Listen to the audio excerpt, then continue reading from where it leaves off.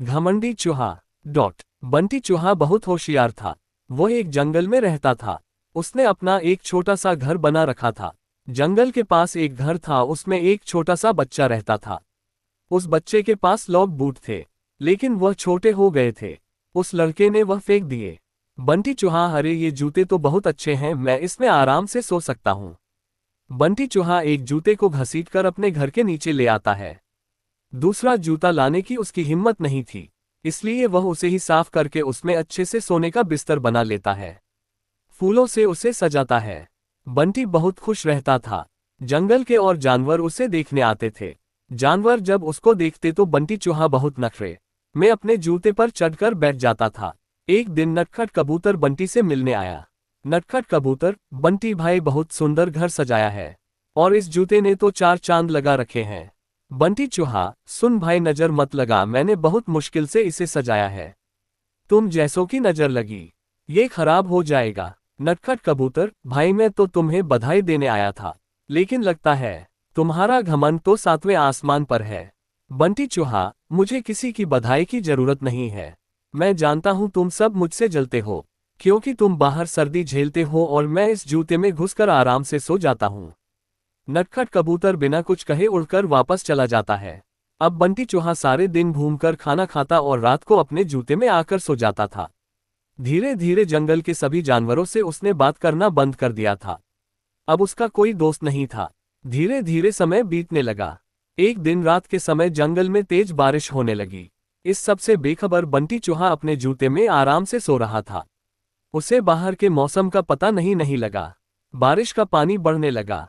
जूते के तले में एक सुराख था, जिससे पानी जूते में भरने लगा। कुछ ही देर में बहुत सारा पानी जूते में भर गया।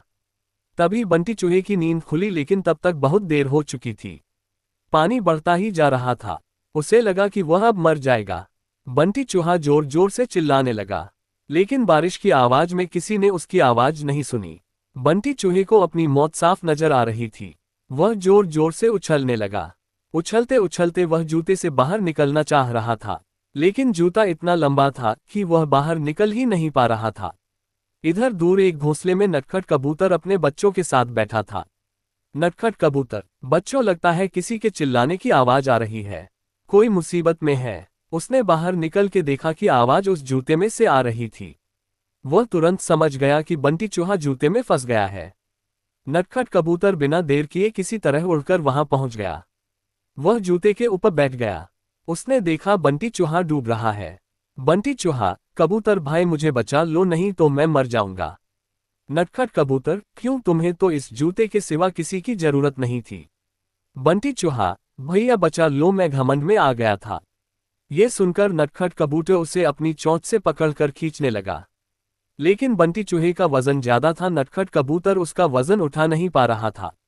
नटखट कबूतर, भाई रुको, मैं अभी बाकी जानवरों को बुला कर लाता हूँ। नटखट कबूतर जंगल में जाता है, लेकिन सभी जानवर बंटी चूहे की मदद के लिए मना कर देते हैं। तभी रास्ते में उसे कालू कौवा मिलता है। वह उसके साथ आ जाता है। दोनों मिलकर बंटी चूहे की एक एक टांग चोंच में दबाकर उड़ जाते हैं और उसे ऊपर बने घर में रख देते हैं। बंटी चूहा अपने किए पर बहुत पछताता है।